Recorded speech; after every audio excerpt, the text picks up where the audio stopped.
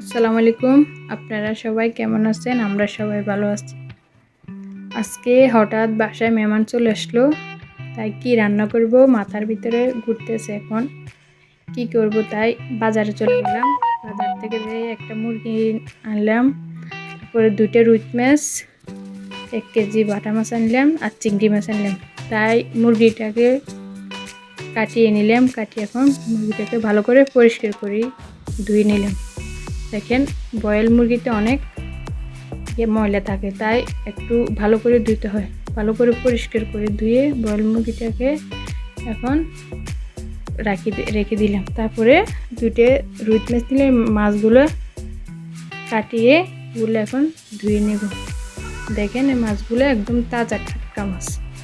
এগুলোকে ভালো করে পরিষ্কার করে লবণ দিয়ে লেবু রস দিয়ে এগুলোকে ধুয়ে নেব।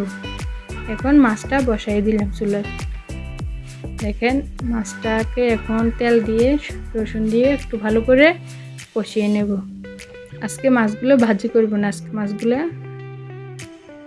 কাঁচা রান্না করব। অনেক সময় তো মাছগুলো ভেজে রান্না করি, আজকে টাটকা মাছটা কাঁচা রান্না করব। আপনারা এভাবে রান্না করতে পারেন। রসুনগুলো ভালো করে কষিয়ে নিয়ে এখন মাছটাকে আগে হলুদ মরিচ দিয়ে সব মশলা দিয়ে মাছটাকে মেখে রেখেছি। এখন মাছটা দিয়ে দেব।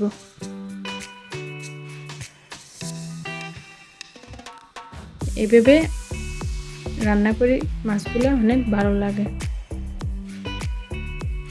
এখন একটু দেখেন এই যে মাছগুলো একটু নাড়াচাড়া দিয়ে যখন না ভাঙে ভালো করে কষিয়ে নেব। তো দেখেন মাছের কালারটা কি সুন্দর হয়েছে।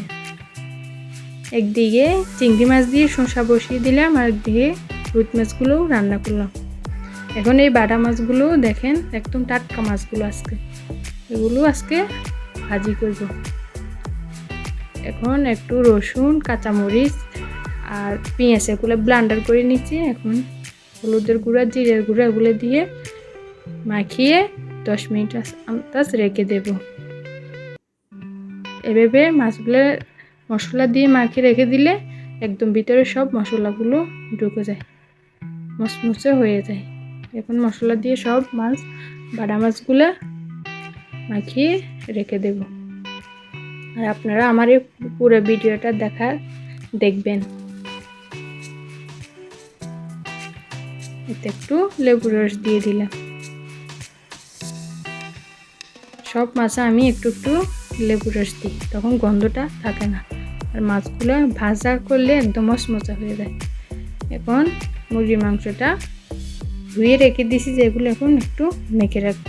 সব মাছ মাংস আমি সবগুলো মশলা দিয়ে মেখে রেখে দিই, সাথে সাথে চুলায় দিই না। 5-10 মিনিট মশলা দিয়ে রেখে দিলে সব মাছগুলো একদম মাছ মাংস সবগুলো মানে ভিতরে সব মশলাগুলো ঢুকে। আপনারা এভাবে রান্না করবেন। এখন এই যে ব্লেন্ডার করে সব মশলাগুলো মিক্স রেখে দিচ্ছি, এগুলো দিয়ে এখন মাংসটা ভালো করে মেখে নেব। সাথে একটু সর্ষের তেল দিলাম, একটু লেবু রস দিয়ে 10 মিনিট আন্দাজ রেখে দেব। এখন মাংস এভাবে কালারটা খুবই সুন্দর আসে, খেতে অনেক টেস্ট। এই যে মাছগুলো চুলে বসিয়ে দিয়েছি, এখন এগুলো হয়ে গেছে। একটু ধনেপাতা দিয়ে মাছগুলো নামিয়ে ফেলবো। আপনাদের সাথে রান্নাগুলো শেয়ার করলাম। এখন চুলায় কড়াইটা বসিয়ে মশলাগুলো কষিয়ে মাংসটা বসিয়ে দেব। মশলাগুলো ভালো করে কষিয়ে নিতে হবে। মশলাগুলো ভালো করে কষিয়ে তারপরে মাংসটা দিয়ে দিবেন, দেখবেন অনেক টেস্ট হবে। এভাবে মশলাটাকে ভালো করে কষিয়ে নিতে হবে। আপনারা কীভাবে রান্না করেন জানি না, আমি এভাবে বাসায় রান্না করি। আপনাদের রান্নাগুলো যদি ভালো লাগে কমেন্টে জানাবেন।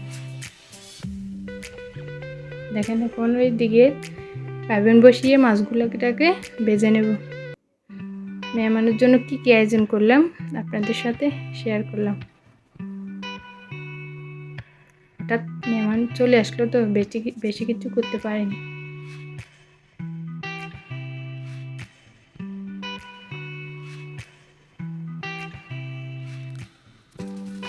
একটু মাংসটা এখন দিয়ে দিলাম, একটু উল্টে পাল্টে ভালো করে কষিয়ে নেব। আজকে মাংসের সাথে কয়েকটা পেঁপে দেব। পেঁপেকে আগে ভালো করে হলুদ গুঁড়ো দিয়ে সিদ্ধ করে রেখে দিলাম। পেঁপের গন্ধটা তো চলে যায়, কাঁচা পেঁপে দিলে ভালো লাগে না, একটু হালকা ভাপ দিলে পেঁপে মাংসের সাথে অনেক ভালো লাগে।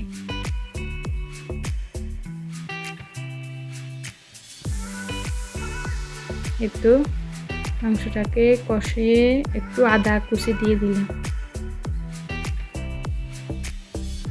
আজকে ভিডিওটা অনেক লং হয়ে গেল, আপনারা পুরো ভিডিওটা দেখবেন।